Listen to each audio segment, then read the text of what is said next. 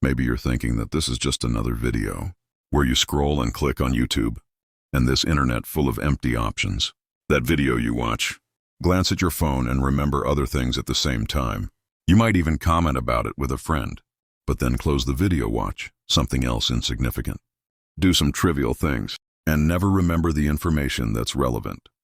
But you don't apply it in your life. In this video, unlike all the others you watch, seeking magical and simple solutions that promise to solve all your problems, I'm going to show you 5 habits that you absolutely must not cultivate if you want to have an adaptive life with mental health, productivity, long-term thinking, and motivation, all of which are becoming increasingly rare in today's society. You know exactly what I'm talking about. You know how it works, and you know many people who are like this, unlike what you do with other videos. I need you to watch this one. Close the browser tab. Step away from your smartphone screen and really think about what we're discussing here, instead of just switching platforms and going to TikTok to watch people doing trivial things. I need you to reflect on these habits. I'm going to talk about habits you must not cultivate. And from these habits, from these ideas, start thinking about how to apply them to your life starting right now. This isn't a video you can watch and then forget about if that's how it is for you. It's just another form of self-sabotage perpetuated by you. So if you don't want to have a maladaptive life, heading towards cognitive dysfunction and mental health issues, the first habit I want you to avoid at all costs is associating with harmful people, associating with toxic people. I know that often you might think it's not a problem. I know that many times you're aware that the person close to you occasionally hurts you, gives a forced laugh, and makes sly remarks. You know they talk behind your back, but you ignore it and continue being friends with that person. This person often hurts you significantly, but somehow in your mind you remain attached to them, thinking they need to be around. Often, this occurs due to a dysfunctional belief you have about yourself. However, this person is a genic stressor within your life. Their presence is a stress generator. It's like having an infection within an organism all the time, recruiting and demanding the immune system. Eventually, this becomes tiresome, and you start experiencing emotional overload.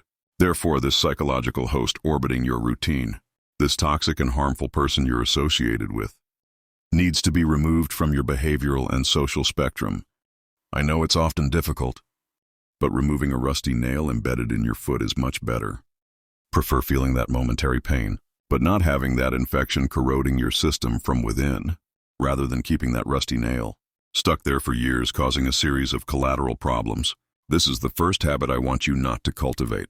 Urgently distance yourself from toxic people. Urgently distance yourself from people who hurt you. Urgently distance yourself from people who compromise you. Cognitively and from a mental health perspective, it's not as difficult as you think. Remember the metaphor of the nail and keep that in your mind. It will greatly facilitate your decision. The second habit I want you not to cultivate is being sedentary. Don't be sedentary. This communicates to your brain and to the people in society around you how you take care of yourself, your self-assessment as a person, your sense of self, the self in relation to others and to the world and the future, is influenced by sedentary behavior. A sedentary person, one who doesn't take care of themselves, who doesn't care about their health, communicates to everyone around them that they're like, that they communicated to others and to themselves. William James, one of the most important psychologists in the United States, considered the father of American psychology, showed something fascinating in his studies. The ability of our body to inform. Our brain has an enormous capacity to read our bodily state. So when you're not feeling well, when you're inflamed, when you're tired, your brain knows that a sedentary body is energetically inefficient. It's enzymatically inefficient, and your brain ends up reading this, generating a low perception of self-efficacy that many people also call self-esteem. The third habit I want you not to cultivate is not studying, or studying only one thing at a time. If you don't study, you can't keep up with the safety zone in your field. You'll only be in your comfort zone, which could result in possible dismissal, or an inability to re-enter the job market, or even the inability to enter the job market again after finishing college or post-graduation. And if you study only one thing, you lose the ability to see the holistic sense. Here I'm using holistic in the semantic sense of the word, in the sense of seeing the world from a broader perspective. You can see your computer or phone in a systemic way, looking only at the screen. for example, or you can see this device holistically, a complete view of the whole, a view of every part of the cell phone or computer. When you don't study, you don't even know what that means, metaphorically speaking. When you study only one thing, you're looking at a phenomenon from a single perspective. In an increasingly interconnected world, where fields are communicating more and more, it's interesting that you're able to see the same thing from different perspectives, as that will generate an increased input capacity in your brain, and thus your production, wherever it may be, will be enhanced. So don't stop studying and don't study only one thing. The fourth habit I want you to leave behind is cultivating only quick pleasures. Stop desperately seeking quick pleasures. Stop desperately seeking quick pleasures in food, video games, pornography, easy-to-read books, not reading entire news articles. Stopping and giving up. When faced with any situation that requires effort, avoiding situations at work, where you know you'll need to put in a little extra effort, not wanting to evolve in your life, and in the areas you need to develop effort to achieve.